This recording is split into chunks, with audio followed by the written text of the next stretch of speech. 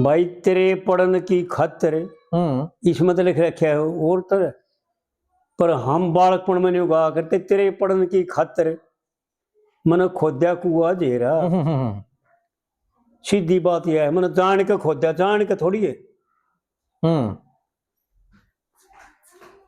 खोद्या कुआ जेरा भाई, पैसे बनकर राज जिता दिया नल जुए में तेरा। फिर तीसरी कली में पंडित जी ने वो बात बताई कि बहुत ही यानी विचारणीय बात कहने में और उसके विचार करने में और उस तक पहुंचने में भाई बड़ा ही अंतर है। रुई के से पैर नहीं तन जंगल में लेटन ने। अक्सर अर्थ यो है कि भाई जो तू भाव अर्थ आड़े ताई घटेगा कि भाई तू जो रुई के से गद्या मखमल के गद्या पर लोटा करता वो जंगल में नहीं। हाँ बिल्कुल। लेकिन असलियत क्या है कि पंडित जी क्या दर्शाना चाहते हैं, क्या इस जीव को समझाना चाहते हैं, उसका मर्म जो है ना बहुत ही सूक्ष्म है। बहुत यानी इतना गहरा है कि उसको समझ लेना कोई आसान बात है। जो कुलयुग को जानता है ना वो इस बात को भी जानेगा कि रुई के से पैल नहीं तेरे जंगल में लेटन ने, और एक बस्तर भी ना छोड़ दूं तेरे तन पर लपेटन में। यानी विचार करें, अगर वास्तविकता है ना तो इस जीव पने पाछे जीव बनया ना जब तक मैं आया ना यो उस दिन ते इसके पास एक घूंट भरने की भी इसमें सामर्थ्य नहीं, एक तोड़ा चीज खा करके मुंह में देने की इसमें सामर्थ्य नहीं। ठीक है। और अहंकार कितना बड़ा है, यानी इसका कुछ भी नहीं है ना इसका यो शरीर में हिस्सा किसी बात में, बिल्कुल किसी पर इसका किसी पर कंट्रोल नहीं जी, कुछ भी इसके हाथ में नहीं। और यूं जिताना चाहते हैं पंडित जी, थोड़ा है इशारा करके बताऊं भैया ना और विचार करें अपना जी कि भाई तेरे पास यो शरीर भी नहीं है जी, यानी केवल आरोप है, सबका सब मिथ्या है, तेरे में कोई सामर्थ्य नहीं है। फिर यह सामर्थ्य लेने के लिए इस कुलू को तो तना हटाना पड़ेगा और धर्म को तने ले आना पड़ेगा। ठीक है। जो धर्म में आरूढ़ हो गया, पंडित जी ने बड़े विलक्षण ढंग से बता रखी, जो अपने धर्म में आरूढ़ रहे उन्हें शत्रु मित्र सब माने, और वो इस काम न कर सके है ना तो बिराने अपराध में कोई शर्त देख हो नहीं। हाँ बिल्कुल ठीक है। और एक की दो लाओगा नहीं कहेगा भाई वो तो दंडनीय है, अरे इसका मारो गोली से, इसे अंदर भाग आदमी के दर्शन भी मारे। ये बहुत महानता की बात है, छोटी सी बात ना कह रखी पंडित। बिल्कुल बिल्कुल बिल्कुल कि पराये अपराध ने आप ओट ले और हानि लाभ ने भी एक का जाने। गजब था भाई वो, पता ना कितने उसकी बुद्धि में भगवान ने के था वो कित पहुंचा हुआ था भाई। महारत युद्ध है कि वो साक्षात करया हुआ परमात्मा ही का रूप था। वो एक साधारण पुरुष नहीं था जी। और वो जानता था मैं क्या हूं मेरा क्या है, वो ही जानता था, क्योंकि उसने अपने आप को बताया भी है, कहे लक्ष्मी चंद सब धर्म जानता और ईश्वर का शरणास है। भाई धर्म विषय में कोई प्रमाद नहीं करना जी बिल्कुल। तो धर्म विषय में प्रमाद होता नहीं, लोगों ने पता ही को नहीं धर्म विषय में प्रमाद का मतलब क्या कह दिया पंडित जी। जी जी। यानी जहां धर्म का विषय चल रहा है वहां प्रमाद नहीं है। ठीक बात। एक प्रमाद जो है ना इसके बीच में एक कीचड़ डालना है, यो सारे का सारा धर्ममय है। बिल्कुल। जितनी परमात्मा की रचना है भाई गौर करके देखें, अगर किसी भी रचना में गलती हो, दुख हो, कलेश हो, बीमारी नाम की चीज हो, या जरा मृत्यु हो, जरा मृत्यु भी नहीं है, कुछ भी नहीं है, केवल एक ब्रह्म ही ब्रह्म है, पूर्ण परमेश्वर ही परमेश्वर है, दूसरा कुछ है ही नहीं। जी पूर्णिदम पूर्णदाय पूर्णोदच्यते, यानी पूर्ण में से पूर्ण काट लिया जाए जब भी पूर्ण ही है, काटा हुआ भी पूर्ण है और वो रह गया वो भी पूर्ण। जी इस संस्कृत के श्लोक का ये भाव है, जी जी। ऐसा बताते हैं विद्वान लोग। हमने तो भाई अनपढ़ आदमी है, हमने तो आओ भी कम है। लेकिन कहने का तात्पर्य ये उसे कि विचार कर, इसका एक एक चिथड़ा भी नहीं है इसका, और कौड़ी कितनी भर रहा है, अहंकार कितना है इसमें। बिल्कुल। कि दुनिया को जीत लेने का अहंकार है, पूरी पृथ्वी को जीत लेने का अहंकार। पंडित जी ने बड़ी बड़ी गजब की बातें कह रखी। भिक्षुक जान दिया ना खाली, करके दान करण मर गया। और बड़े बड़े राजा इस पृथ्वी पर अपना बांध पर्ण मर गए। सब के सब चले गए जी। और वो भी चले गए जो 6 चक्रवर्ती राजा हुए, चकुआ बैन जिसको कहते हैं जी, वो भी चले गए। और शरीर तो जिसने अवतार लेकर के सोम परमपिता परमात्मा ने संसार के कल्याण के लिए शरीर धारण किए, पशुओं के भी किए, बराह जी और नरसिंह और घने, यानी घने स्वरूप हैग्रीवादी घने शरीर तो पशुओं के करे, कच्छप मत्स्य जी, संसार के कार्य करने के लिए, जीवों का कल्याण करने के लिए, जीवों को के दुख को दूर करने के लिए, सुख संपत्ति प्रदान कराने के लिए जी भगवान ने नाना शरीर ग्रहण करे। और लेकिन उन शरीरों को तो भगवान ने भी छोड़ दिया, क्योंकि शरीर कोई न्यारी बात नहीं है। 5 तत्व और 3 गुण, शब्द स्पर्श रूप रस और गंध, और 3 गुण, और यही परमात्मा ने इस रचना के लिए उत्पन्न की जी। पहले। तो इस प्रकार से पंडित जी ने वो बातें बता रखी हैं कि उनको कविता ना समझें, उनको गाने ना समझें भाई। यह मेरी प्रार्थना है भाइयों कि विद्वानों को टो करके उनसे संबंध करें, संपर्क करें, हाँ, कि गहराई में पहुंचने की कोशिश करें। जी जी। कोई भी कविता असल में तो हम जितना बोलते हैं ना वो ब्रह्ममय है, परमात्मा से अन्य किंचित मात्र कुछ भी नहीं है। बिल्कुल ठीक है।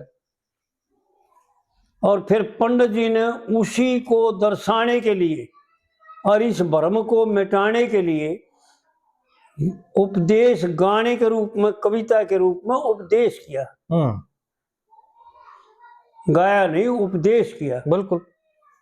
तो आड़ पंडित जी ने जो सुना इसमें यूं कुलयुग का वर्णन किया कि तेरे भीतर जब कुलयुग का वास हो जाएगा, और ये तो भाइया सब ने बेरा है कि सबके भीतर कुलयुग और धर्म वास करते हैं जी। क्योंकि रामायण की एक चौपाई आती है, कुमति सुमति शुभ के उड़ रहे, जहां कुमति जहां कुमति वहां विपत्ति विधाना, और जहां सुमति वहां संपत्ति नाना। तो ये तो सब भाई जानते हैं कि धर्म और कलयुग सबके अंदर वास करते हैं। लेकिन कौन किसका साथ करता है? साथ करता है जीव, जो अपने आप को जीव माने बैठा है, कल्पित जी है नहीं जीव। क्योंकि पंडित जी ने तो ऐसा बताया, उनमें भी घटना कर रखी कि कल्पित जीव ने सदा रहने की बिल्कुल टाल नहीं सकता। बिल्कुल ठीक है। तो इससे सिद्ध होया, शास्त्रों से भी यही सिद्ध होता है कि जीव नाम की कोई चीज नहीं जी। यो मैं ही कल्पना कर रहा है, यानी ईश्वर ही एक कल्पना करके जीव रूप में आता है। जी। बहुश्याम प्रोजाति, ये संस्कृत का एक श्लोक है कि भगवान का फुरना उठी कि मैं एक से अनेक हो जाऊं। तो इस प्रकार से उस बिखरे हुए को एक होने के लिए नाना तरीकों से समझाना, नाना तरीकों से उदाहरण देना, ताकि इसका अंधेरा दूर हो जाए, भ्रम दूर हो जाए। और पंडित जी ने यो बड़े गजब की बात कह रखी है, भाई जब तक ज्ञान दीप नहीं चसता रहना पड़ेगा अंधेरे। अंधेरे। तो भाई जिसका ज्ञान दीप चस गया ना, जिसके हृदय में चांदना हो गया ना, वो भाई इन बातों को ग्रहण करेगा और वो ही इन बातों ने समझेगा जी। नहीं तो यूं कह देंगे, बहुत ईशा भी कह दें भाई गजब करके जा रहा है, बहुत बढ़िया बात, भाई आप जो है ना खुलासा करो ना, ईशा किसी ने करे भी नहीं ये तो बहुत टाइम फोन आओ और भाई बहुत गिने भी आओ मेरे यार, क्यों बकवास करो, साधारण बात ना विज्ञान में घटाओ तुम। लेकिन साधारण तो कोई बात होती है नहीं। ठीक बात। पहले तो ये भ्रम दूर कर दे कि गाड़ भी साधारण नहीं होती, राजी बोलना भी साधारण नहीं होता जी। उसमें भी निचोड़ भरा हुआ है, ज्ञान भरा हुआ है, उसमें भी एक मार्ग भरा हुआ है, वो भी मार्गदर्शक है। तो इस प्रकार से जो है ना भाई विचार करें अच्छी तरह से और समझने की कोशिश करें। रुई कैसे पैर नहीं तने, जंगल में लेटन ने, और एक बस्तर भी ना छोड़ो तेरे इस तन पर लपेटन में। और जो कुछ लिख दिया मन कलम से, कौन त्यार मेटन ने, और आगे इतना दुख दे दूंगा कि फेटो तरसोगे फेटन में। मैं इतना दुख दे दूंगा, यानी आड़ पंडित जी कविता नहीं कर रहे, राजा नल की बात नहीं बता रहे, ये तो सभी जानते हैं। राजा नल तो सतयुग में हुए थे, चल रहे हैं जी, यूं जानो, क्योंकि द्वापर तक तो थे जी। ऐसा लेख आता है तो द्वापर में थे तो वो कुलयुग में भी होंगे। हम ना देख सका ना मिल सका, वह एक अलग बात। हाँ बिल्कुल बिल्कुल। तो आड़ पंडित जी यूं समझाना चाहते हैं कि इस कुलयुग से दूर हट जाए, इसका संग छोड़ दे, यो तने नरक में ऐसे दुखों में घेर देगा। नरक क्या कहते हैं, दुखों का नाम तो नरक है। हाँ बिल्कुल। इसे दुखों में घेर देगा, इसी बीमारी लगा देगा तेरा, जो तेरा पीछा नहीं छूटेगा। नहीं तो शास्त्रकारों पढ़ के देखो और कविताओं में देखो, कोई बीमारी नाम की चीज नहीं है। जितना भी जो कुछ है, एक तो ये विचार करो कि सब ही तो परमात्मा से उत्पन्न होया है, कोई न्यारा उत्पन्न होया के। ठीक है। और यो कुलयुग भी परमात्मा से उत्पन्न होया है, यह भी परमात्मा की देन है जी। पर यह किन के लिए देन थी, ये अगर भागवत पुराण के तीसरे स्कंद के में पढ़े सृष्टि की रचना मैत्रेय जी का और विदुर जी के संवाद में, तो भाइयों ने पता लगेगा कि परमात्मा ने रचना में सबसे पहले क्या रचा था। सबसे पहले 4-5 वृत्ति रची थी, जिसको हम 5 कलेश भी कहते हैं। 5 विकार हो, विकार न्यारे होते, 5 कलेश होते हैं।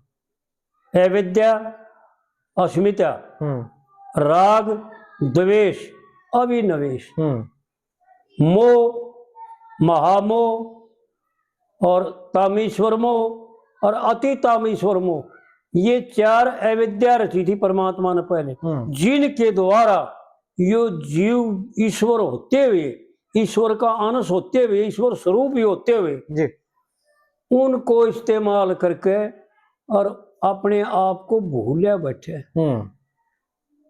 और ज्ञान दीप का तृष्णा यही है वास्तविक में, कि जिस दिन अपने स्वरूप का ज्ञान हो जाएगा, मैं कौन हूं जी। ना तो मैं तो सब करते हैं, लेकिन मैं को कोई जानता नहीं, मैं हूं क्या चीज, जो है नहीं उसको मैं मान रहे हैं। तो आड़ पंडित जी ने जो है ना, इतना दुख दे दूंगा आगे तरसोगे फेटन। और आगे आगे दिखेगा तने दिन में घोर अंधेरा, भाई पैसे बनकर रात जता दिया नल जुए में तेरा। पंडित जी ने जो बातें कह रखी है ना भाई, कविता तो सब न करी लेकिन विचार भी करे भाई। एक तो आड़े देखे नहीं, साधारण बात बताऊंगा, थोड़े आगे की बात बताऊंगा। ये बात समझ में तो बहुत आगे की जरूरत है लेकिन थोड़े आगे की बात बताऊंगा कि कवि हमारे इतने हुए हैं जिनकी गिनती करोगे तो मेरे ख्याल में 200-250 तक कम से कम बताऊं, इतने तो हो ही जाएंगे। गामा के लेके एक दो हैं जी, एक बात ला लो हिसाब कितने को। भी से और पहले भी घने हो गए कवि। हाँ जी। लेकिन दो तरह के हुए हैं, एक तो कवि, खाली कवि जी, जो कविता करते हैं। एक मानोठी में था, उसका नाम था